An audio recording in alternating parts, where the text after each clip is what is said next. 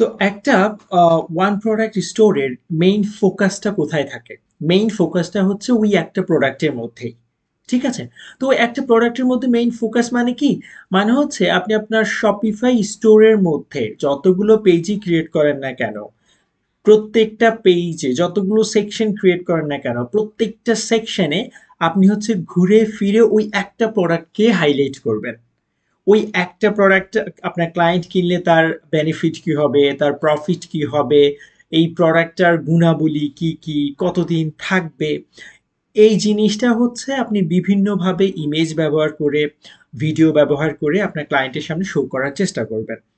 ওকে, তারপর হচ্ছে আপনি এই প্রোডাক্টটা কিভাবে ব্যবহার করতে হয়, বা হচ্ছে যেমন এই যে খাবার প্রোডাক্ট, হ্যাঁ, তো এটার কি কি গুণাবলী আছে, কি কি উপকার হবে তার, এটার টেস্ট কেমন, ঠিক সেম ভাবে হচ্ছে এই যে রেট্রোপ্যাড, এটার মধ্যে কি কি বৈশিষ্ট্য আছে, কতদিন ব্যাটারি থাকবে, কিংবা চার্জ দিলে কিভাবে চার্জ হবে, কিভাবে গেম খেলতে হবে, এই জিনিসগুলো যদি আপনি ভিডিওর মাধ্যমে, ইমেজের মাধ্যমে, টেক্সটের মাধ্যমে শো করতে পারেন, আপনার ক্লায়েন্টের সামনে ডিসপ্লে করতে পারেন, তাহলে আপনার কাস্টমাররা হ্যাপি হবে, অর্থাৎ আপনার ক্লায়েন্টরা হ্যাপি হবে, হ্যাপি হয়ে তারা কাস্টমার হয়ে যাবে, তাই না? অর্থাৎ বিজনেসে কাস্টমার হবে, আপনার সেল বেড়ে যাবে। তো এই একটা ওয়ান প্রোডাক্টে মেইনলি এই জিনিসগুলোতে ফোকাস করতে হয়। এখন এই জিনিসগুলোতে ফোকাস করার সময় আরেকটা জিনিস যেটা হচ্ছে কি, এই যে মেনু বার, যেমন আপনি যখন ড্রপ শিপিং ওয়েবসাইটে ডিজাইন করেছেন অথবা অনেকগুলো প্রোডাক্ট, অনেকগুলো কালেকশনসের ওয়েবসাইট ডিজাইন করেছেন, তখন আপনার এই মেনুতে অনেকগুলো কালেকশনে, মানে মেনুতে কালেকশনগুলো শো করতে হয়, রাইট? যেমন পেস্ট প্রোডাক্টস, তার জুয়েলারিস, কসমেটিক্স, সব কিছু, রাইট?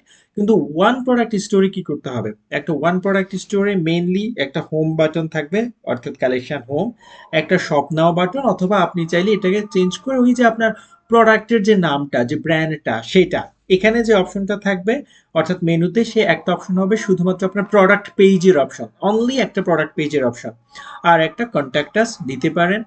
এখানে আপনি চাইলে আরেকটা এফএকিউ সেকশনও অ্যাড করে দিতে পারেন, ঠিক আছে? যেন আপনার ক্লায়েন্টের যতগুলো কোয়েশ্চেন, ওই এফএকিউ সেকশনে গিয়ে যেন সে তার কোয়েশ্চেনগুলোর অ্যান্সার পেয়ে যায়। যেমনটা আমাদের এই কোর্সে আমি যখনই যে ক্লাসটা নিচ্ছি, রেডি করছি, প্রত্যেকটা ক্লাসে আপনার কি কোয়েশ্চেন হতে পারে সেটা আমি নিজে জাজ করছি, করে সেই কোয়েশ্চেনটা এনে আবার অ্যান্সার দেওয়ার চেষ্টা করছি। ঠিক ওয়ান প্রোডাক্ট স্টোরের মধ্যেও সেম, আপনি হচ্ছে একটা এফএকিউ সেকশন রাখতে পারেন, থিঙ্ক করতে পারেন যে আপনার কাস্টমাররা কি কি কোয়েশ্চেন করতে পারে, সেই কোয়েশ্চেনগুলোর অ্যান্সার আপনি শো করতে পারেন। ওকে, সো জাস্ট স্বপ্নাতে যাবে, এই যেটাই হচ্ছে mainly product page. That means final summary হলো, একটা ওয়ান প্রোডাক্ট স্টোরে দুইটা দিকে আপনাকে ফোকাস করতে হবে। প্রথম জিনিসটা হচ্ছে আপনার হোম পেজ ডিজাইনের সময় হোম পেজ, আর সেকেন্ড জিনিসটা হচ্ছে আপনার প্রোডাক্ট পেজ। এই দুইটা পেজই আপনাকে অসম ভাবে অ্যাট্রাকটিভ, ডাইনামিক ভাবে ডিজাইন করতে হবে। হুম। আর প্রোডাক্ট লিস্টিং করার সময় এই ডেসক্রিপশনগুলো একটু সুন্দরভাবে লিখতে হবে, যেন সেটা কাস্টমারের চোখে চমৎকার হয়, তার অ্যান্সারগুলো সে পেয়ে যায়, আর কিনতে সে আগ্রহী হয়। ওকে, সো এই জিনিসগুলোই মেনলি ফোকাস করতে হবে। এখন এখানে আপনাদের কোয়েশ্চেন হতে পারে, ভাই এটা কি অনেক বেশি কালারফুল করবো নাকি, অনেক বেশি ঝকঝকে চকচকে করবো নাকি? ব্যাপারটা ওরকম না। এখন আপনার প্রোডাক্টটা যদি অনেক বেশি ঝকঝকে চকচকে হয়, তা আপনি সেটাকে অনেক বেশি ঝকঝকে চকচকে করলেন।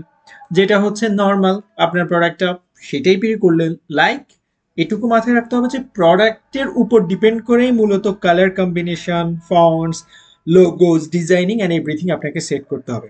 একদম অনেক বেশি ঝকঝকে চকচকে, আবার অনেক বেশি শুধু সাদা কালো করলেও হবে না। আশা করি আপনারা সবকিছু বুঝতে পেরেছেন। All the best.